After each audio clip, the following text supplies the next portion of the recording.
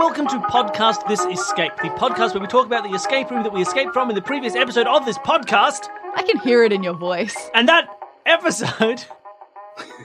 Sure, I may have eaten too many little lollies. We had a 5-minute break, and Billy stuffed his face with caramel. But I don't care. I'm ready to talk about Espresso Crunch. You can hear the caramelly saliva still No, you forming can't. in there. She's putting it into your mind. Sorry, that sounds mean. We were ready to talk about Espresso Crunch. That was so much fun. Thank you so much, Molly and Scott, for running that room for us. It was great. Oh, our pleasure. Tell us a little bit about coming up with this one. Do you want to do the origin story? Oh, okay. So this all started, we were trying to think of just an idea for our new room. And my dad asked me, what do you want to call it? And the first thing that popped to my mind, it was Espresso Crunch. So we built it from the name. Yep. That's the R.L. Stein method. Oh, really? Just comes up with a name. He starts with the names, then I'm pretty sure the cover designer starts doing a cover, and then I think he writes the books. Perfect. Well, look, it worked out well. I mean, it's nice because, right, the wording obviously just jumped into your head, but there's a nice, clear conceit that builds out of that. It's like, right, coffee shop, what can go wrong in a coffee shop? Bad review. And why is it hard to get a bad review? Oh, because the last manager left puzzles everywhere. Yeah. I think what was great, what felt really nice about these was that they didn't feel like, sometimes it's easy to fall into like, oh, the last manager was weird. And then the reason he was weird is that he deliberately put puzzles everywhere. And he was like, whereas none of these felt... Yeah, what you're trying to aim for with these is someone who's got a system. It's a weird system, but it's their system. They have systems, yes. This one's broken not because someone set up a weird thing, but because, yeah, you just got to jiggle it right. And how do you jiggle it right? Well, luckily the bell tells you. Like, they felt like things that the manager did because he was a weirdo, as opposed to because he was like, I'm going to make an escape room for you. Exactly. And it was done really well. It all felt really nice. Even when, like, obviously sometimes it stretches the limits of that. Like, why wouldn't he just write what they actually are as opposed to a puzzle that leads to the income? But, you know, it's paranoid. It's Someone's going to steal my recipes. And for a lot of them, it didn't feel that way. And even especially like finding the old article that then let us know what to do and gave it like, it all flowed together really nicely. It reminded me of a more neatly, less scattered version of my musical room with the musical scout. Oh, yes. You needed to find his favorite things. Yeah. But, I think you found an article about what his favorite things were, but done in a clearer It's like if that concept were done, in a real way. Did you have, on your end, like putting it together, do you have like a favorite thing about the room? Do you have like something that you like the most about Espresso Crunch? Well, I think my favorite puzzle in this room is the notice board for sure. by far. I mean, that was a lot of fun to try to put together, to come up with the word ladder to start with. And then Molly just did an amazing job. Kind of, I gave her, here this list of random words to put in. And could you like turn these into posters? And so she designed all that. That was well done. They were very much the right level of, I feel like I have to pay attention to these words, but none of them individually is standing out enough for me to know why. There was a thing with this poster, which I thought in my head, and if I had said it aloud, we would have got it very quickly. Oh, really? Yeah. What was that? Which was when we jumped straight to home. Home is the giveaway. Because every word up until then had been quite early. I did notice that. Right? They'd been from the top left across down. They were ordered in reading order. You're right. But then home isn't. Home breaks that pattern. Was also one of those things that I subconsciously noticed but didn't pay attention in my to. Head, You're I right. was about to say, oh, that's at the bottom. Maybe it's not next. And then it was like, oh, it obviously is next, so we can move on. But if we'd pointed it out, it would have been like, so why is it at the bottom? It must be because position is relevant. Yep, you're right. If we'd said that aloud, if either of us had said, and we talk about this when people come on to play the rooms that we write, it's like, say everything out loud, even if it isn't a fully formed idea yet. It's so and that's hard. How you solve puzzles. Like knowing exactly how small that thought was in my head, saying it out loud just wasn't going to happen. It was so fleeting. Commented, like we both noticed, but if we had commented on, oh, that's interesting, that changes the order. Like it's clear. That would have been that position matters, and as soon as you get that position matters, it's easy to jump straight to I'm going to draw them out.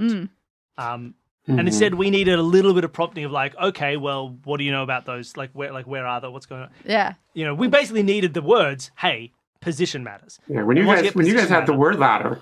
Yeah, when you guys had the word ladder initially, that was like, oh, well, they're going to solve this one in like 2 more seconds. And it's like, But no, we got caught because we were so focused on, because when we write out the word ladder, when you actually specifically wrote write it it out out and look at your notes of it, It sort of you are ruins it. taking away the one thing that ended up being the key, which That's was true. position. You remove them from the posters, the position no longer exists, and so you can't solve the puzzle. That's true. If we'd remembered, if we just thought about position, which we both noticed but didn't comment on, Yeah. it would have been It's super interesting. smooth. It is funny that is two very different areas of puzzle, hoping that it's the sort of thing that they will realize, a spatial one and I'm seeing a word ladder here thing.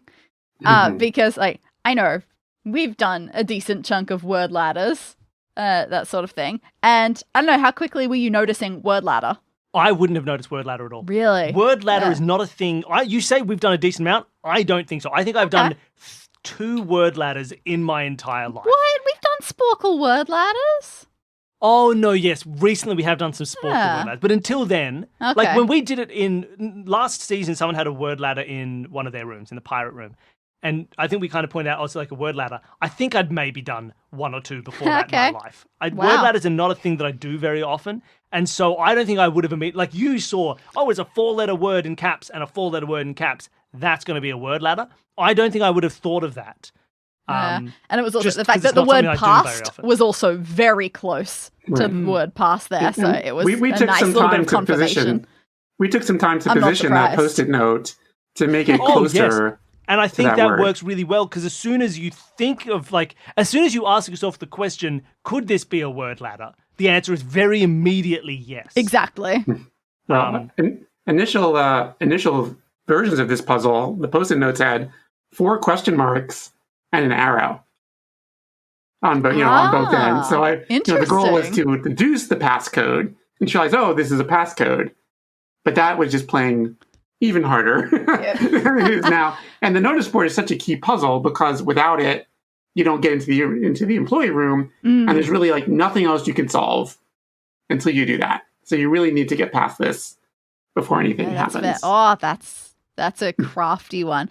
Because I think I'm starting to get a feel for how you guys design your puzzles, and a lot of them do tend to be moderately self-contained.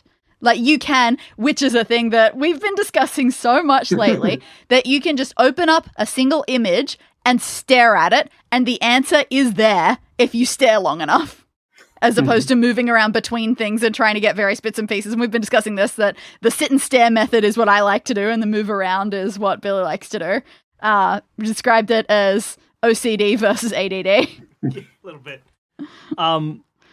Yeah, it is interesting. But I think it's also important with a puzzle like that, because it is kind of a complex puzzle. It's probably the most complex puzzle in the room. It is It's good to make it a blocking point. Yeah, it's important that there's nothing else to do. Yeah.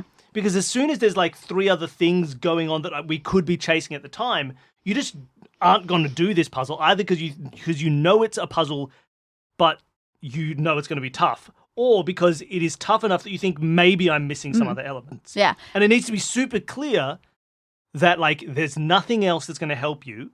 And that moment I think is important in escape rooms. The moment of no, you've done everything else. There's literally no objects left, so you know that you have the resources to do That is good. this I part. need to be sure that I'm making that happen more, because I don't think I consider that enough when I do mine. Yeah, and I think it's an important dynamic to know when to help people know what they should be doing.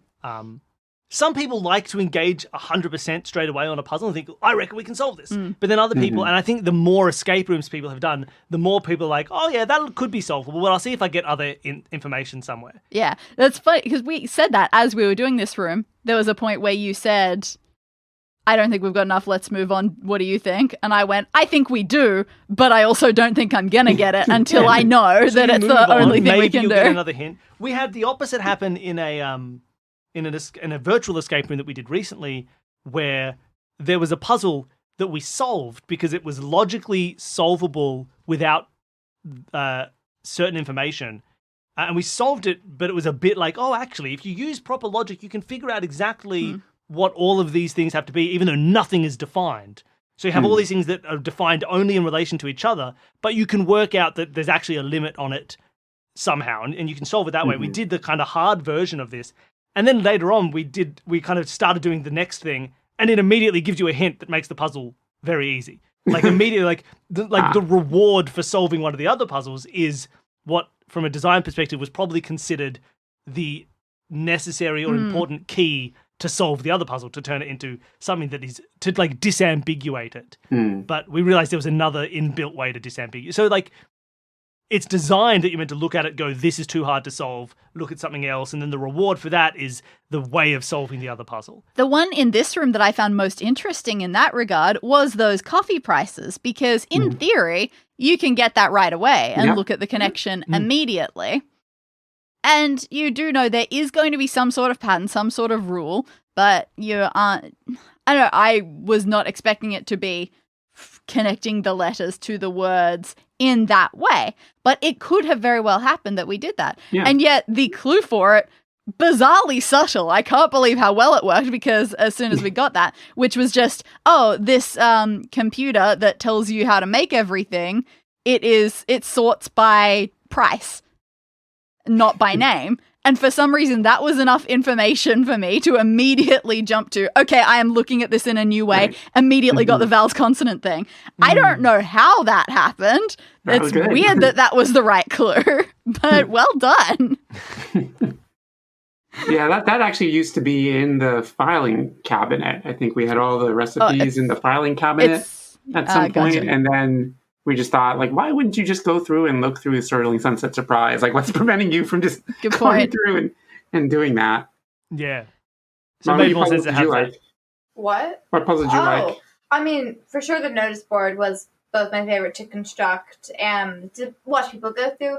I also like people with the finding the ingredients for the drink. I think that actually was a puzzle that did not exist in the first couple drafts of this room.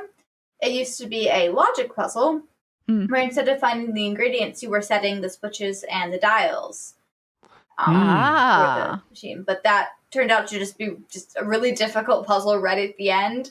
So we changed it to the ingredients. It's an interesting one because it's still very puzzly. You still have to sit and concentrate. I don't know. It's almost like a bit of... Yeah, it's not what I would call a hard puzzle exactly. It is very much a fun level of... It's almost just like a search, but a search where you feel smart once you found them and not just like, I guess it was sitting there.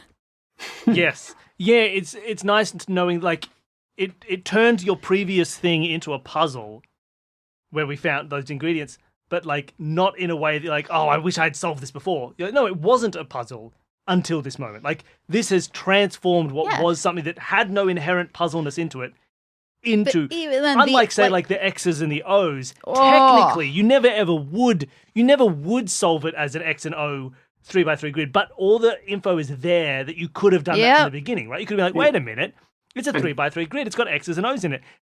But with the ingredients, there's no way. You couldn't be like, if only I'd seen that one of these has the two state abbreviations, one at the start, one at the end. Like, that's nothing, right? Like, it wouldn't be anything unless you asked for it. So it's a different feeling. For sure. And it doesn't have that same level like, that's kind of weird. I could have solved this. No, it wasn't like a missing aha moment. It was an interesting... It's interesting that feels quite different. Yeah, I was amused with the bakery puzzle, how you, Bill, pointed out, this wording is weird. They're talking about flaxseed. They're talking about extra stuff. Like, you're pointing out exactly the words that had the X's in them. It's like, maybe they'll spot it right away or something. And But no, like, you just don't, it's such a, like, it makes so much sense that it is a 3x3 grid. We knew it had weird letters in it. We knew weird wording. But until, like... It's just not something you would think of as like, maybe we could convert. Like, it would be such a leap to go like, maybe we convert it to a separate game until you're given the idea of like. See, O's you would never notice, or the absence of O's from the other one, very clever, not something that you would ever naturally notice. Right. The existence of X's is a weird enough letter that if it were done too much, you could, but apparently you coded them nicely enough that it wasn't suspicious. I feel like there are some letters you couldn't do that with. Like, surely if a J showed up in a bunch of them, that would be stranger. Yeah. So everyone has exactly one O or exactly one X. So that's why there's no chocolate. There's nothing chocolate at this bakery. Unfortunately, sad for me, but Oh, I'm very annoyed at myself for the music one, the taking the answers to those crossword clues and taking them one letter. Because you said Reggie so many times? Well, not Exactly. just because I said that so many times, but because there's a similar one in Quest for the Purple Unicorn with the left rights. They had You're right. different words. And I just went, oh no, I didn't get that then either. we were so amused when Bill said, "Oh, it's a Reggie CD."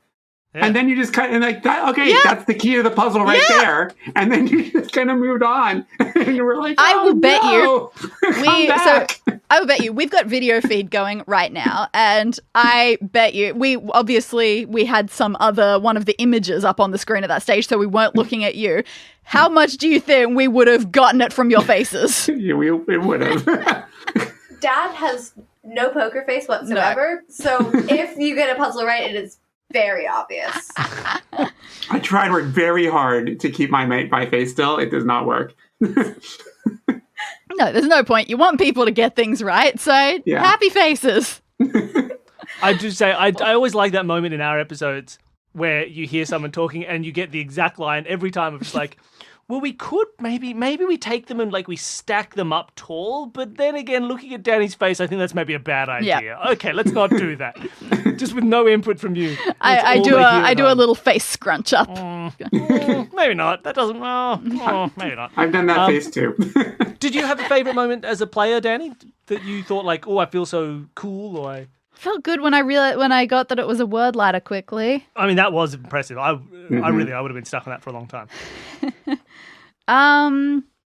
Let's see. Oh, which other ones? Another sticky point that you guys got that a lot of other people have trouble with is recognizing Zira's issue with her glasses. Sometimes that takes a lot of blinking eyes and, oh, look how red her eyes are, and oh, these cleaning fluids are so bothering my eyes. I think, you know what it people was say- for me? I think immediately I went, red eyes. Oh, she's been crying because things are going wrong and I'm going to need to fix them. Like, she's like, oh, everything's terrible. And the manager gone. We can't do this. We can't do that. And even though that wasn't then, like, borne out in any of the other interactions with her, I was just like, that's 100% what's going on. I know what's going on. We didn't even mention explicitly, I guess that's why the computer doesn't work for her. Because it's meant to be recognizing her with her glasses on. Yes. We just went, oh, her eyes are too red. Yeah. At first, I was eyes are too red, and then she was like, "No, I'm not sad. Ask me a follow-up question." Okay, so why are your eyes red? Yeah. And again, you are a person who swaps between glasses and contacts at various points. Probably should have gotten a bit more out of that. But I think we didn't get it. context-wise. It didn't take us long. Like, No, it just, no, it not just a- required a No. little bit of Not excessively, but It's quite a it's little still bit of poking it's still and a prodding. little weird how much we focused on how much she was definitely crying. She was 100% crying. Things were stressful. A lady wanted a muffin and she couldn't get the muffin. I felt all right saying, "Oh, we need a key." Oh, that's in the booth. Yes, That's that gonna was, be at the it was a booth. nice thing about. Well, I thought maybe the glasses would be in the booth, but that's all right. Let We the just record knew we show had to get that. let the record show Danny was correct as to why you needed to get the teen out of the booth is not a Yeah, hatred of that's teens. true. I mean, it's a hatred of teens. Yeah, look, it all worked out really well. It's a really fun room, and again, like, Which one was it for you? Because I think I for liked. me, I think for me, the felt good realizing about. of the word ladder, and I suppose realizing the connection between the prices and the names of the drinks. oh yes, that was great. Those were my two shining moments that I did stuff. I think. Well, I noticed the X's and the O's. Ah, I felt, yeah. but even then, I needed it. I need a hint of like what else does it like the 3x3 was oh, important. you said when you said that I was nowhere near it. I just tried to think what's something that has a 3x3 grid. Legit, I started going, oh, there's lots of weird words. Maybe it's like a Sudoku, and we're supposed to be counting how many words there are in each thing. Oh no, there's no one. Well, that idea's dead. I'm out. But yeah, it was very cool, and it's nice because it is one of those ones that confirms so quickly. Like as soon as you think, oh, 3x3 noughts and crosses, oh my god, there's noughts and crosses in them, right? Like it worked out so great. Do you think there is a puzzle in that where you can make a Sudoku out of letters? Yeah, 100%. Like a 3x3 grid where each of them has 1 to 9 words, and within those have 9 letters. Oh, like a full Sudoku. Yeah. Maybe. That'd be interesting. That'd be something fun to try. That's the sort of puzzle you don't want in an escape room, but I'm just curious about how you could build that. I'm sure you could. I also just don't know how to make it. That's my you'd also have to learn how to make a Sudoku. I can't even just create a normal Sudoku. I don't understand even a little bit. Word-based This is going to be my Enigmatch project. Yeah, I think so. Just make a new one every day. Yeah, we try to make the puzzle sort of as self-confirming as possible. Yeah, so that that worked out really well. When you have it, like when you know you're on the right track. Once we were on the right track, once we were doing a puzzle, I think we knew straight away whether we were on the right track, or even better, when we had followed the right track for a while, and then we didn't know where to go. Word ladder was great because we knew the word ladder. We got the word ladder. We're like, great, this is confirmation that it's a word ladder. And then it was also very obvious when at the end we were like, okay, well, now what? We know it doesn't do this. We know it doesn't do this. And so the things that we wanted to do from there that were wrong were immediately wrong. Right? It didn't start spelling something out when we started doing those lists of changed letters, or it didn't, there was nothing that was immediately, and that's good. I think that's a really good tenet of design. You have to make sure that all the possible thoughts, if they're wrong, are clearly, apparently wrong. And I thought it was done really well that way. Even when my next thought out was maybe we can rearrange those letters into numbers. There are 3 letters, maybe it spells 1 or 2, and it was nope, that doesn't look, until we got the position, and as soon as position made sense, it was oh yeah, that's a 7, done. It was, and it was very good, and I think all the puzzles were really nice like that. They're all very you guys know how to make good puzzles. I'm very jealous. I come away from your rooms feeling bad about myself in the nicest possible way. No, you're the inspiration in the happiest possible way. Did you have any, once you made the room, you put NPCs in this room, which you've done a bit before. I know in the conservation, the communing with nature, there was an NPC, a single character. Is that something you do was there one in Unicorn as well? Or? There was a dude who was on his phone a lot. Lily and Derek. Lily and Derek are the 2 NPCs. That's right, of course. Do you have any rooms that you've done that you don't have NPCs in, or is it something you enjoy? There wasn't one. Was there one in Blade? Yeah, in Blade. No, Blade Runner did not. Blade Runner did not, and I think I kind of feel like we try. We usually try to, yeah. Especially in Espresso Crunch, we try to after not having any in Blade Runner and bringing up Arthur Codswallop and trying to figure out who he was and Zira and Sadie Smith. Not that she has much to do, or the nameless teenager Fred. I guess Cannon is now Fred. Oh, funny thing about Fred, when you asked what the teenager's name was, the immediate thing that came to my head was Fred. There wasn't something that was just planned out. We just both thought of Fred. That's funny. Nice. So you said that final puzzle was originally a complicated logic dials and buttons puzzle. What else has changed throughout this room's existence? So the CD puzzle is newer. Really? Yeah, it didn't used to exist. Because we didn't have such a big part.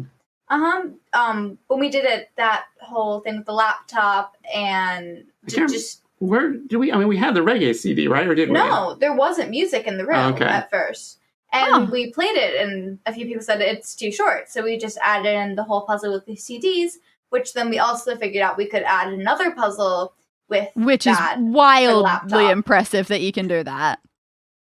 And I think it's actually important that there's 2 puzzles involved with that, because getting Reggie Reggae is sort of the key to unlocking the rest of it. All the other words are too short, and they're not. There's all sorts of letter changes that can be done. But Reggie, again, you guys saw it right away, that Reggie Reggae connection. How unfortunate that was the clue that we had the least idea of how to solve. Yes. Yeah, the crux was trying to... I'm so sorry. Until I remembered one episode of Becca where Reggie, the character Reggie, got engaged briefly, for 24 hours or something, to some dude whose last name was Jackson. And Becca said, "You're kidding. She would have been Reggie Jackson." And they laugh. And I said, I don't know who that is. They don't talk any further about that. But someone famous is called Reggie Jackson. There's not, finding Going Reggies back 20 years. And I think my only Reggie Miller knowledge is a reference to the fact that he may have been in a physical fight with Michael Jordan at some point. Oh. That's all I got. Some reference to just that. But what do I know? And now we got to figure out who Reggie Bird is and Yeah, why Reggie we should Bird. know who that guy is. Or It's girl. a she, actually. It's a Yep. she. She was a Big Brother winner, like, I don't know, Regina 10 years ago Bird. or something. It was still 2003. kind of a Oh, she quasi looks celebrity. She won in 2003. No, 20 years ago. And she was then on Skating on Thin Ice. She looks Big the Brother Up Late. tiniest hint familiar. Oh, I don't know how. I Googled Reggie in Australia yesterday, I guess it was, and tried to see is there any famous Reggies that Australians might know. She is And the there was top Reggie result Yates. for Reggie Australia. Do you know Reggie Wouldn't- Yates? Is that Nope. familiar also? Because it wasn't to me. He's like done some Australia documentaries or something. And like that was it. Yeah, So it's like, man. let's hope they're Big Brother fans. I don't Yeah, know. not a thing here. Yeah, I watched 2 years of Big Brother back in the day, and she looks faintly familiar, but I don't know. Maybe She beat Chrissy Swan. really is that where Chrissy Swan was the from? runner-up. Oh, it's so weird when people who are now famous came from reality shows. Yeah. That's really weird. Yeah, I'm sure I must have watched that season, but I guess not all the way to the end. I guess not. Also, even if I had watched that season, I don't think I would now remember Reggie Bird.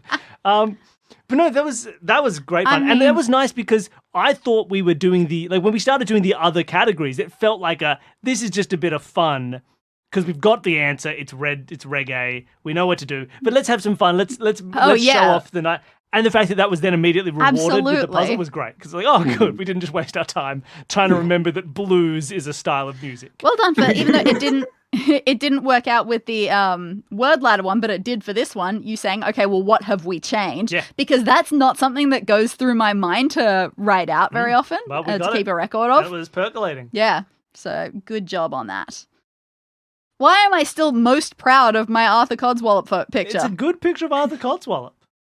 Now you've said this, you have to remember to put that on Instagram. Yeah, I know. You're Yes, responsible please. for the Instagram, and nothing ever goes up. I'm several months behind. There used to be a picture of Arthur Codswallop in the article, but we need to change it due to some issues with the HTML, I guess, or had to fix it. You didn't notice the byline though. You commented on the byline. Mm-hmm. Oh, but and does that mean something? Is it a Right. reference to someone? Ted Jering? Jed Terring? It sounds like red herring. Sounds like red herring. In fact, if you move the T back 2 places in the alphabet and the J back 2 places in the alphabet, Crafty. you get red herring. Ah. We needed Just our Scarlet Fish moment. We decided to. And Right. We wanted all of them. well, I'm glad that my consideration of the writer got it into the actual episode. Perfect. Someone at home was like, that's red herring if you move the first letters back 2 spaces each. We also got lucky there because I'm sitting quite far away from the computer screen, almost read it as Jenning, and that would have just confused everything. Yeah, Ted Jennings, nothing. I think I know a Ted Jenning. Oh, lovely. I don't know if there's much more to say about it. I think we've covered everything nicely. Yeah, I think so. I'm coming away from this very happy, feeling a little Good. bit stupid in places, and then And then a little good bit in smart the in others. You come away from it going with I've come away from it with very much the feeling of, all right, I'll get them all next time, Weisses. And your little dog too. No, yeah, it was fun. It was nice. And it's a good, it's a good simple conceit. I do like, one of the things that I was a little worried about coming in was it was like, hey, make things good. And it was so open-ended, I was like, That I can don't be know, open, which is a problem that I have when I try to do this one. Like, I'm concerned about that with like my farm room, even. And I Things think that it was feel nice to have nebulous in like that way. a couple of ways, like talking to an employee was a good place to start. Because like, okay, we know there are problems. Maybe we just need to talk to an employee, and they will like crystallize what these problems are. And that happened a little bit. And then finding that note in the bathroom was a great way of being like, okay, now I'm not just like trying to put out little fires and like find out if there are any. I'm not looking for sort of vague. It's like I know what I need to finish the room. Like so we as started got out with near the two end- very normal cafe problems that could happen, which is can't get to the food and bathroom is dirty. Yeah. And those were nice concrete places to focus our attention without being outright stated to us but also then obviously not being too vague as problems. But that was my worry coming. I thought it was going to be like, I was like, oh, I don't know what to do. Like, maybe the cafe's fine. And I think, but especially that was a great moment to be like, I've got an end game goal. Like, I know where I'm going to finish. Like, once I've got these down, things are good. And I thought it was done really well in terms of pacing as well. Like, it's good for the pacing. It came of in the at room. the right It starts time. off a bit like chill and we can kind of do whatever we want. And then we get this moment to really drill down and focus and be like, right, that's it. These are our task list. And I thought it was done really well. I thought it was a very this room very is nice very linear. Yes. It's a very linear room, much more, I think, the most linear of the rooms that we have, in which you basically have, you got to do this, then you got to do this, then you got this. Even though you might know several things you have to do, there's really only one thing you could do at a time to make progress. And I'm glad you kind of felt like you had lots you could do because that's the good illusion to have. But Absolutely. in order to make progress, you really need to do the notice board. Then you got to, clean the bathroom. you can't do the and then you bathroom gotta, without the notice board. I don't know if there's true open-endedness and true multipathing at the same time until the very end in anything. No. I mean, honestly, rooms that push too hard into like, you can do whatever you want are often just like, okay, well, now I just feel weird. Like, I just don't feel like I've got goals, and I don't feel like I've got... So, like, often, that linearity helps. And especially when we're talking about, like, certain puzzles need that linearity so that you would actually sit and solve them rather than leave them alone for later. I really enjoy it. Yeah, absolutely. You need a good bottleneck. I feel comfortable and safe when I have a bottleneck somewhere. Now, Danny, you do not put as many NPCs in your rooms, but you do occasionally. True. I don't like improvising. Is that why you don't have as many NPCs? You find that they're more open for improvisation? They're largely more open. They are definitely more open for improvisation, and I'm not funny enough for that. Just what you should do is have all of your characters just start screaming about how much they hate teens. Yeah. That's peak comedy. Just have them start yelling about it. Yeah, the problem is, in an escape room context, if I give the character a personality trait just so that I've got something to work with, suddenly that's an important clue. And that's often not an important clue. It's just something to help me, so it doesn't work at all. But I think also... we haven't done many escape rooms with real people. And then when it comes to immersive theater, there's variants on that as well. I don't necessarily like having too many NPCs in case of them being felt as uncooperative. Like if there's an NPC, I feel like they have to be there in a very specific way, or I personally am going to get anxiety that there is one specific thing I have to say to them that is the right thing, and anything else I say will be met with negativity. And that always worries me in creation of NPCs, that I'm going to end up with that, and I don't want to be on either side of that. It makes me very anxious. Like, these NPCs, they didn't have anything like that going on with them, so I didn't have that sort of anxiety. But at the very beginning, I said, I don't want to talk to anybody because I'm worried about that. Yeah, Miss Turner in the Nature Center is a very antagonistic NPC, but in this one, I think you can also ignore her, and then it's okay. Yeah. It's fine for antagonistic as long as it's not antagonistic, but you are forced to engage with them until you get the right thing. There's a difference there. So instead, I usually just fill that void with an animal. Yeah, you can't be antagonistic towards an animal. Exactly. It doesn't answer questions. All right, that was lovely. Thank you so much for coming on and running this room. It's always lovely to have you back on. Well, thank you. Our pleasure. Always. Anytime. I will have links below the episodes for people who want to see more of the stuff that you do. But do you want to give them an audio link by saying where they can find this? Sure. So the website is www.squonkland.net. That's SQUONKLAND. .net.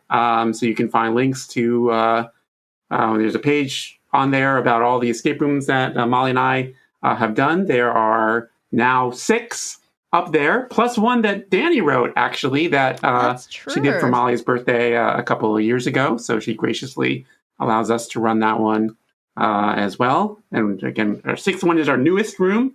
This is like our... that one's got antagonistic NPCs in it, doesn't it? I actually like playing the antagonistic NPCs in that room, to be honest. the solution to them is not something that you have to say to them. It is you avoid them and something happens elsewhere. It's like the router puzzle. Like you don't have to engage with Fred the teen to make him go away. You have to do something far away and he'll just disappear. Yeah. Which is as you want all interactions. Anyway, so those rooms are available there. I also run occasional anti-match trivia quizzes where people are trying to come up with answers to questions with multiple answers, but try to come up with the least popular answers, kind of like the quiz show Pointless, that you guys know of course. And by the time this airs, you'd think I'd be better at those anti-match quizzes. While we're recording this, there's one open right now for the Oscars. But by the time it airs, I think hopefully the results of that will be published very soon. So you can find that on my website and watch for the next one for the Emmys, Tonys, something like that. The next ones. Yes. Wonderful. Oh, well, thank you so much. It was lovely to have you back on, Danny. It was lovely to play with you, even if you did spend most of your time drawing small pictures of any character who was know what introduced. you've signed up for now.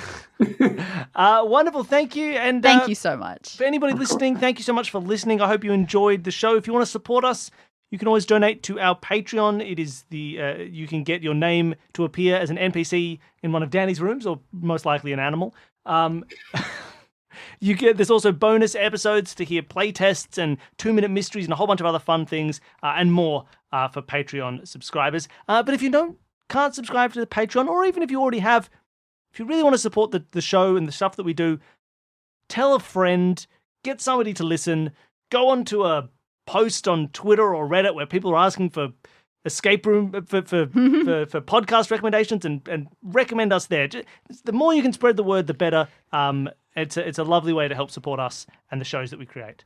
All right, thank you, everybody. Let's all say goodbye. Bye. Bye. Okay, kids' show time. All right.